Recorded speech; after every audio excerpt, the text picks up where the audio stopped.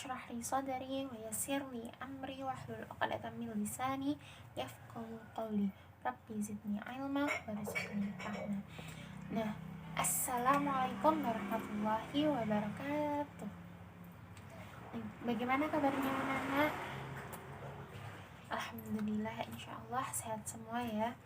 Nah, kita harus senantiasa bersyukur karena diberikan kesempatan oleh Allah, diberi kenikmatan untuk bisa berkumpul, untuk bisa bertemu, untuk belajar bersama di pagi yang cerah ini. Nah, jangan lupa nanti kalian absen di Google Classroom, oke? Untuk materi absen. Nah, pada pagi hari ini kan kita kemarin itu sudah belajar tentang biografi Wali Songo. Nah, pada pagi hari ini kita akan belajar tentang strategi-strategi dakwah yang dilakukan oleh Wali Songo. Yang pertama adalah Sunan Gresik atau Sunan Maulana Malik Ibrahim. Nah, Sunan Maulana Malik Ibrahim ini dianggap sebagai orang pertama yang menyebarkan agama Islam di Pulau Jawa.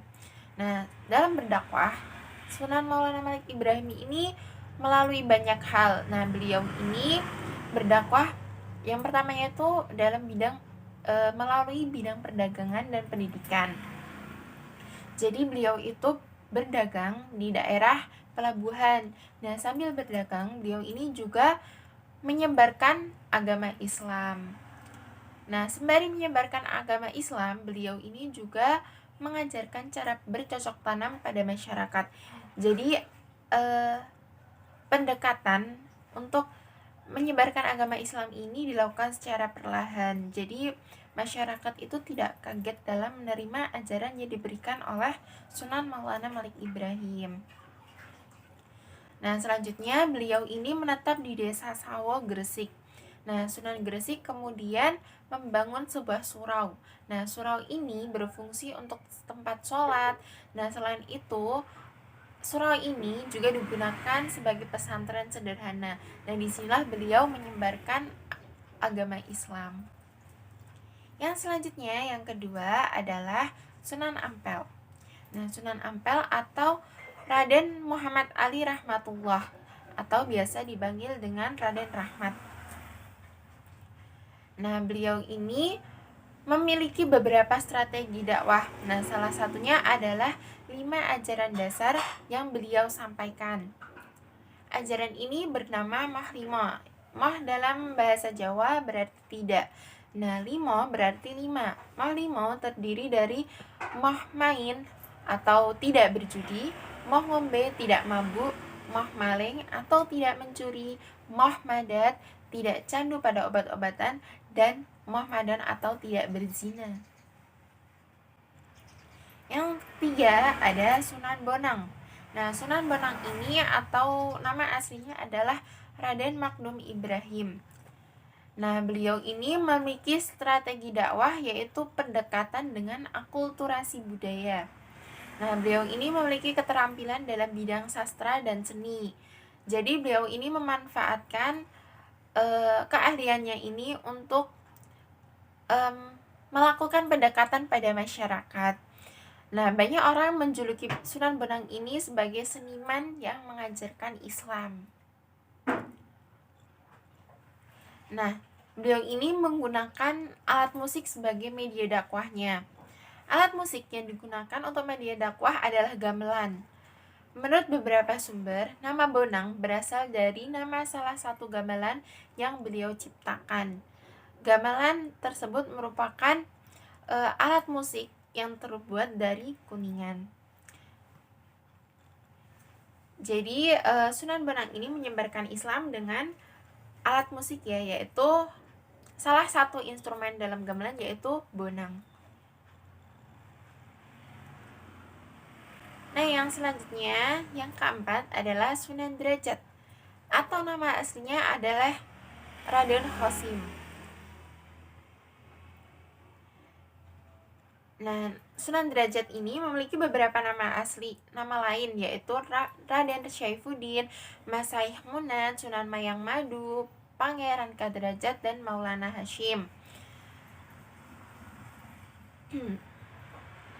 Nah, seperti yang kita tahu, kalau Sunan Ampel, Sunan Derajat juga memiliki 7 ajaran dasar pada masa dakwahnya, diantaranya sebagai berikut, yaitu membangun resep tasyaning sasomo, yaitu membuat senang hati orang lain.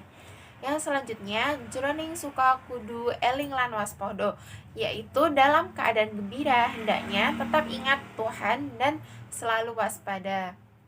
Yaitu yang selanjutnya adalah laksitaning subrata tenyipo marang pringgo bayaning lampah. Dalam mencapai cita-cita luhur, jangan menghiraukan halangan dan rintangan. Yang selanjutnya ada meper hardaning pancadriyo, yaitu senantiasa berjuang untuk menekan hawa nafsu duniawi. Yang selanjutnya ada meper heneng hening henong, yang artinya adalah dalam diam akan dicapai keheningan, dalam hening akan dicapai jalan kebebasan mulia. Nah, yang selanjutnya ada mulya guna pancak waktu, yaitu pencapaian kemuliaan lahir batin dicapai dengan menjalani sholat 5 waktu.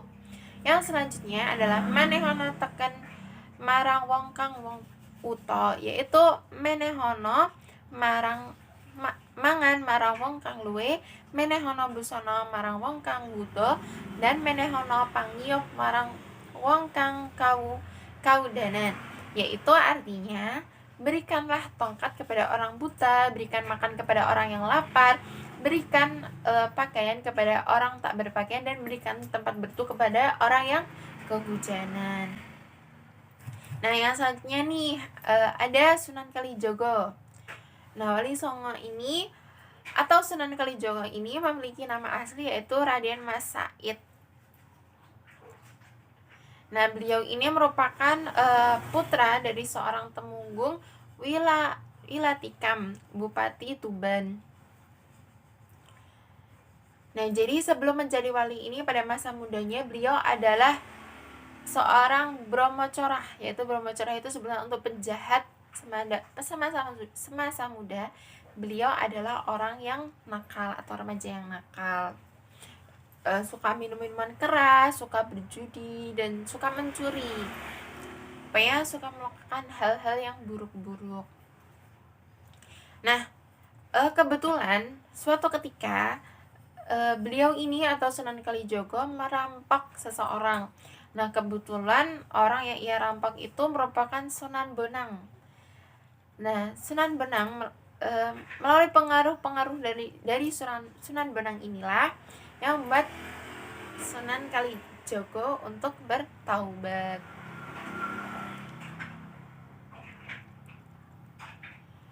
Nah, pendekatan yang dilakukan Sunan Kalijogo untuk menyebarkan agama Islam adalah melalui pendekatan seni dan budaya. Beliau ini berdakwah dengan mendalang. Nah, beliau ini membuat pertunjukan yang tidak mematok harga bagi siapa saja yang melihat. Tapi beliau ini dalam melakukan dalangnya itu menyelipkan ajaran-ajaran Islam seperti kisah-kisah yang berhubungan dengan Islam. Yang keenam ada Sunan Muria. Nah, Sunan Muria atau yang memiliki nama asli Raden Umar Said. Nah, Sunan Muria ini senang bergaul dengan rakyat jelata. Beliau mengajarkan berbagai keterampilan pada masyarakat seperti bercocok tanam, kesenian, sampai berdagang. Nah, sebutan untuk Sunan Muria diberikan lantaran beliau menetap di Gunung Muria.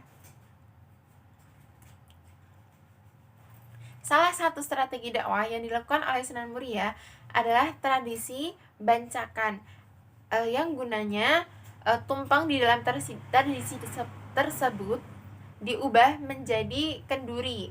Nah, fungsinya untuk mengirim doa kepada leluhur melalui doa-doa Islam. Nah, Sunan Muria ini juga mengembangkan dakwah dengan seni.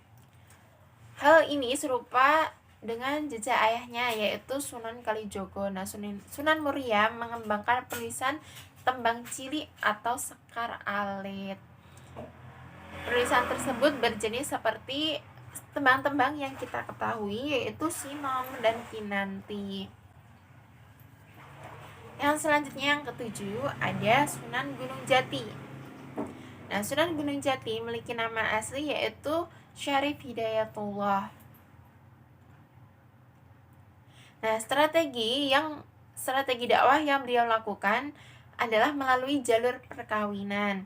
Menurut sebuah sumber, tidak kurang dari 6 perempuan beliau jadikan istri. Pada awal mula, Sunan Gunung Jati menikahi Nyai Babadan, putri dari Kiai Ki Ageng Gedeng Padadan. Nah, pendekatan yang lain dilakukan dalam berdakwah adalah memperkuat kedudukan politik sekaligus memperluas hubungannya dengan tokoh yang berpengaruh di daerah Cirebon, Demak, dan Banten.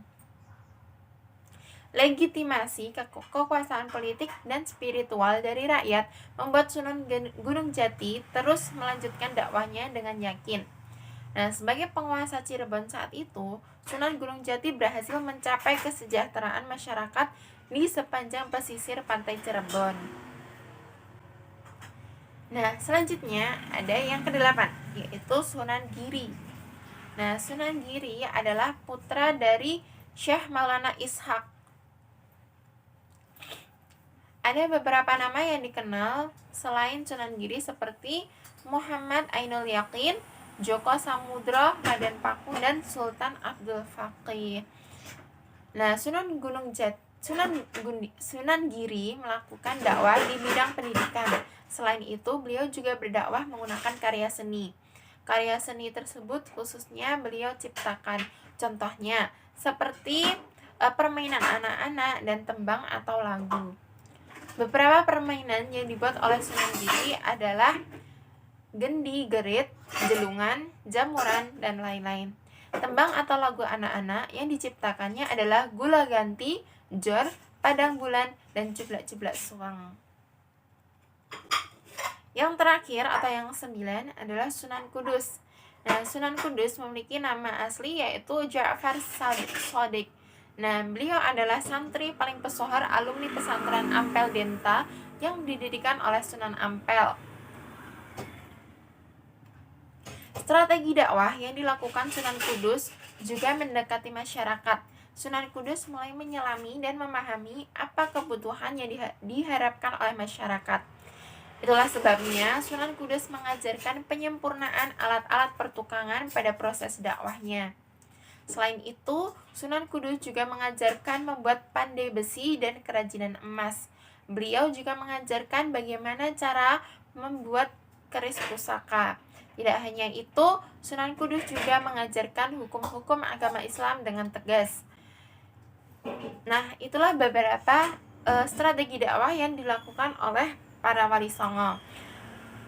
Jadi kesimpulan yang bisa kita ambil pada hari ini adalah mayoritas strategi dakwah yang dilakukan Wali Songo adalah melakukan pendekatan secara perlahan seperti menggunakan kesenian dan juga melalui pernikahan atau juga bisa menggunakan pendidikan. Dengan pendekatan yang dilakukan oleh Wali Songo yang melalui kesenian dan budaya dapat diterima oleh masyarakat Jawa secara perlahan. Oleh karena itu, Wali Songo itu sangat berjasa dalam penyebaran agama Islam di Pulau Jawa. Nah, sekian pelajaran pada pagi hari ini.